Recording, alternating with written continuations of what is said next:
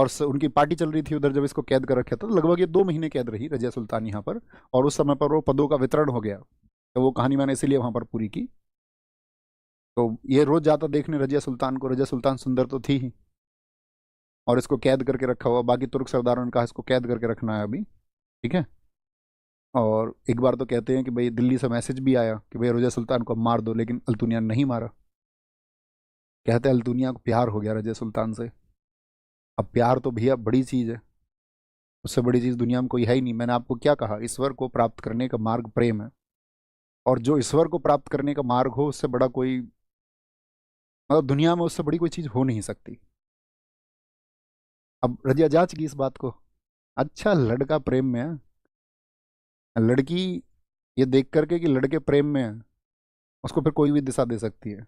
आबादी बर्बादी, जो चाहे वो चाहे।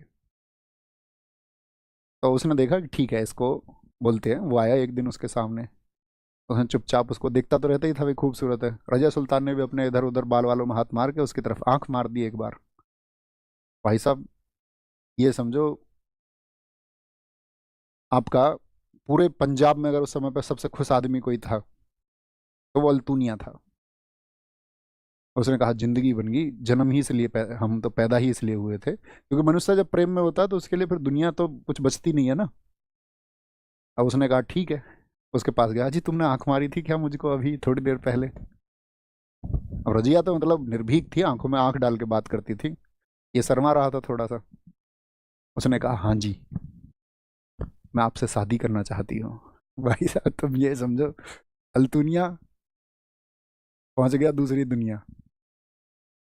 और उसने बोला ठीक है अभी शादी कर लेते हैं, क्योंकि अब रजिया के सामने विकल्प नहीं था ना। उसको पता था दिल्ली की सत्ता वापस कैसे हासिल की जाएगी। अब भाई तुर्क सरदार है, कामयाब है, और एक सुल्तान को हरा करके कैद रखा है, इससे बड़ी एबिलिटी क्या होगी। अल्तुनिया के अंदर राजा बनने के गुण भी है। उसने कहा हम दोनों चलते हैं, साथ मिलकर शासन करेंगे, और दोनों गए। लेकिन जो तुर्की सरदार थे उनको इस बात में भनक लग गई, और वो पहले से सरदार थे। तो कहते हैं कि रजिया का घोड़ा अल्तुनिया के घोड़े से भी तेज भाग रहा था वापस आते समय। अल्तुनिया पीछे पीछे था, अल्तुनिया पीछे से सिर्फ इतना ही चिल्ला रहा था मरवा दिया। तो वो रास्ते में कहीं आराम कर रहे थे कैथल में, उसके बारे में बहुत सारी टिप्पणियां हैं। तेरह